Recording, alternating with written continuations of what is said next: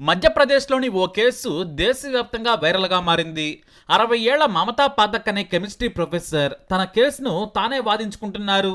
ఈమె రిటైర్ అయ్యారు, కానీ గెస్ట్ ఫ్యాకల్టీగా ప్రముఖ యూనివర్సిటీలో ఇంకా పనిచేస్తున్నారు.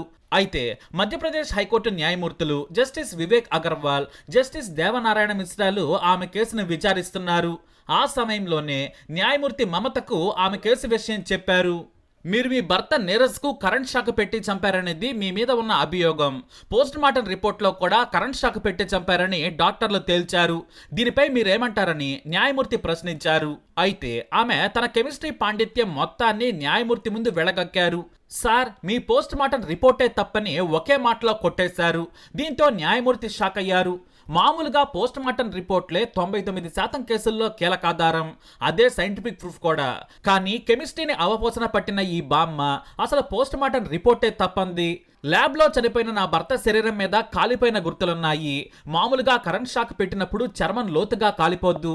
అదే మామూలుగా మంటల వల్ల కాలితే లోపల టిష్యూ కూడా దెబ్బతింటుంది. తర్వాత అది ఓ గాయంగా డిపాజిట్ అవుతుంది. రెండిటి మధ్య జరిగే వైటలైజేషన్ కారణంగా లోతుగా నల్లటి గాయం ఏర్పడుతుందని ప్రొఫెసర్ న్యాయమూర్తికి చెప్పారు. ఇది జరిగినప్పుడు ఓ ప్రత్యేకమైన రసాయన చర్య జరుగుతుంది. దాన్ని ఒక పోస్ట్ మార్టం ల్యాబ్లో గుర్తించేంత టెక్నాలజీ లేదు. శరీరంపై కాలిన గాయాలు ఎలక్ట్రిక్ షాక్ వల్ల ఏర్పడ్డవా లేక థర్మల్ బర్నా అనేది గుర్తించడం అసాధ్యం. దానికి ప్రత్యేకమైన పరీక్షలు చేయాలని కూడా ఆమె చెప్పారు. అమ్మోనియం అలాగే నైట్రిక్ యాసిడ్ తో చేస్తే ప్రత్యేకమైన పరీక్షల ద్వారానే అది తెలుస్తుందన్నారు. అది విన్న న్యాయమూర్తి, మీరు కెమిస్ట్రీ ప్రొఫెసర్ కదా అన్నారు. ఆమె అవునని చెప్పారు. ఆ మాటలు విన్నాక ఈ కేసును కూలంకషంగా విచారించిన న్యాయమూర్తులు సైంటిఫిక్ ప్రూఫ్ ను మరోసారి తీసుకోవాలని నిర్ణయం తీసుకున్నారు. పోలీసులకు ఆదేశాలు జారీ చేశారు. అయితే ఎంత అమాయకంగా తన కేసును తానే వాదిస్తున్న ప్రొఫెసర్ మమత ఇంగ్లీష్లో హిందీలో దంచికొట్టింది. చాలా గట్టిగా తన వాదనలను వినిపించింది. The post-mortem room, it is not possible to differentiate between the thermal burn mark and the electric burn mark. Current flow होता है, volatilization of the atom, tissue में trace particles of the metal deposit हो जाते हैं. Post mortem report తప్పు, సరైన ఆధారాలు పరీక్షలు చేయకుండానే రిపోర్ట్ ఇచ్చారని హైకోర్టుకు తెలిపారామె. సరే, అసలు ఈ కేసు ఏంటి, మమత ఏం చేసిందనేది ఓసారి మనం కేసును పరిశీలిద్దాం. మధ్యప్రదేశ్లో చాహత్పూర్లో భర్త నీరజ్ పాఠక్తో కలిసి ఉండేది మమత. అతను రిటైర్డ్ డాక్టర్, ఈమెమో రిటైర్డ్ కెమిస్ట్రీ ప్రొఫెసర్. దాదాపుగా ఇద్దరిది ఒకటే వయస్సు. ఏప్రిల్ 19, 2021న తన కొడుకుతో కలిసి ఊరు నుంచి వచ్చిన మమత అదే రోజు పోలీసులకు ఫోన్ చేసింది. నేను వచ్చే సమయానికే నా భర్త చనిపోయి ఉన్నాడని తెలిపింది. పెట్రోల్ పోసుకుని ఆత్మహత్య చేసుకున్నాడని బొకాయించింది. అయితే పోలీసులు సాంకేతిక వివరాలను పరిశీలించగా కొన్ని వీడియోలు డాక్టర్ నీరజ్ ఫోన్లో దొరికాయి. తన భార్య తనని చిత్రహింసలు పెడుతోందని, నన్ను చంపేస్తుందని భయంగా ఉందని అన్న వీడియోలు అవి. నేను నా భార్యతో కలిసి ఉండలేనని కొన్ని వీడియోలు తీసి క్లోజ్ ఫ్రెండ్స్కి పంపించాడు. ఆ వీడియోలు ఆ రోజుల్లో వైరల్గా మారాయి.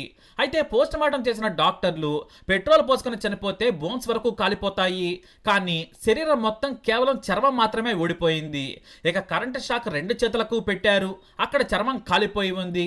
ఇది కరెంటు షాక్ పెట్టి చేసిన హత్య అని తేల్చారు పోస్ట్ మార్టం చేసిన డాక్టర్లు. అంతేకాదు, అతని శరీరం లోపల మత్తుమందు కలిపినట్లు ఆధారాలు సేకరించారు. స్లీపింగ్ పిల్స్ వేసి చేసిన హత్య అని కూడా తేల్చారు. ఇటు పోలీసులు కీలక ఆధారాలను కూడా సేకరించారు. హత్యకు ముందు ప్రొఫెసర్ మమత తన భర్తకు భోజనంలో మత్తుమందు కల్పించింది. అతను నిద్రలోకి జారుకోగానే 2 వైర్లను శరీరానికి చుట్టింది. తన కొడుకుకు ఫోన్ చేసి నేను మీ ఇంటికి వస్తున్నానని చెప్పింది. అతను కారుతో సహా వచ్చాడు. తాను బట్టలు సర్దుకుని వస్తున్నాను, కిందనే ఉండమని చెప్పింది. కొడుకు కూడా సరేనన్నాడు. అతను కూడా కనీసం నాన్న ఎలా ఉన్నాడనేది కూడా అడగలేదు.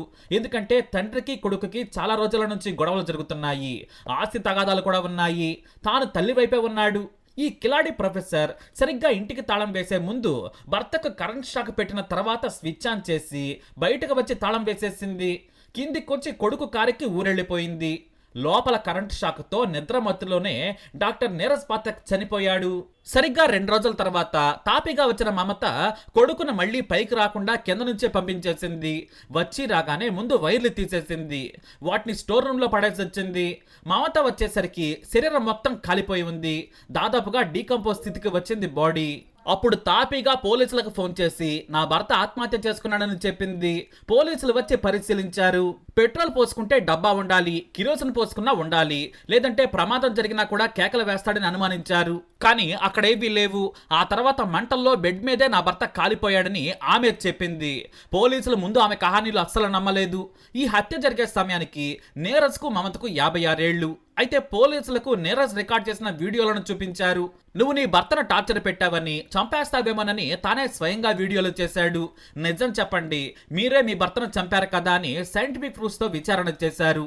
వాస్తవానికి కొన్ని రోజుల విచారణ తర్వాత పోలీసుల దెబ్బకి మమత ఒప్పేసుకుంది. నేనే చంపానని చెప్పింది. అతనికి ఓ ప్రియురాలు ఉంది, ఆమెకు చాలా ఆస్తులిచ్చాడు, ఆమెతోటే ఎక్కువ సమయం గడుపుతున్నాడు, నేను నిలదీస్తే వేధిస్తున్నాడని చెప్పింది. అందుకే కరెంట్ షాక్ పెట్టి చంపానని ఒప్పుకుంది. అంతేకాదు 3 ఏళ్ల ముందు కూడా భర్త మీద గృహహింస కేసు పెట్టింది మమత. ఆ తర్వాత ఆ కేసును ఆమె వెనక్కి తీసుకుంది. చివరకు భర్తను ఎలా చంపేసింది. ఇదే కేసుపై స్థానిక సెషన్స్ కోర్టులో సుదీర్ఘ విచారణ సాగింది. చివరకు భర్త వీడియోలు, కేసులు, అతని స్నేహితులను విచారించిన కోర్టు మమతకు జీవిత ఖైదు విధించింది. ఆమెనే దోషిగా తేల్చింది. దీంతో బాగా డబ్బులుండడంతో ఆమె హైకోర్టులో పిటిషన్ వేసింది. ప్రస్తుతానికి ఆమె బెయిల్ పై ఉన్నారు. ఇక లాయర్లకు సైంటిఫిక్ విషయాలు చెప్పడం రాలేదని తన లాయర్ను పక్కన పెట్టేసి తన కేసును తానే వాదించుకుంటోంది మమత. మొదట పోలీసుల ముందు తానే చంపానని ఒప్పుకుంది. కానీ శిక్ష పడ్డాక మాత్రం నేను అలా చెప్పలేదని వాదించింది. కానీ కింది కోర్టు మాత్రం ఆమె నేరం చేశారని నిర్ధారించింది. ఇప్పుడు ఏకంగా హైకోర్టులో కెమిస్ట్రీ పాఠాలను న్యాయమూర్తులకు వినిపించింది. తాను నిర్దోషాన్ని చెప్పుకునేందుకు థర్మల్ రియాక్షన్, ఎలక్ట్రిక్ రియాక్షన్ అంటూ ఎన్నో చెప్పుకొస్తోంది. ఈ వీడియో క్లిప్ కాస్త వైరల్ గా మారింది. దీంతో న్యాయమూర్తితో ఇంగ్లీష్ లో, హిందీలో ఈ వాదనలు వినిపిస్తున్న బామ్మ ఎవరని ఆరా తీయగా ఈ కేసు వివరాలన్నీ బయటపడ్డాయి. సోషల్ మీడియాలో ఈ కేసు గురించి ఇప్పుడు చర్చ జరిగింది.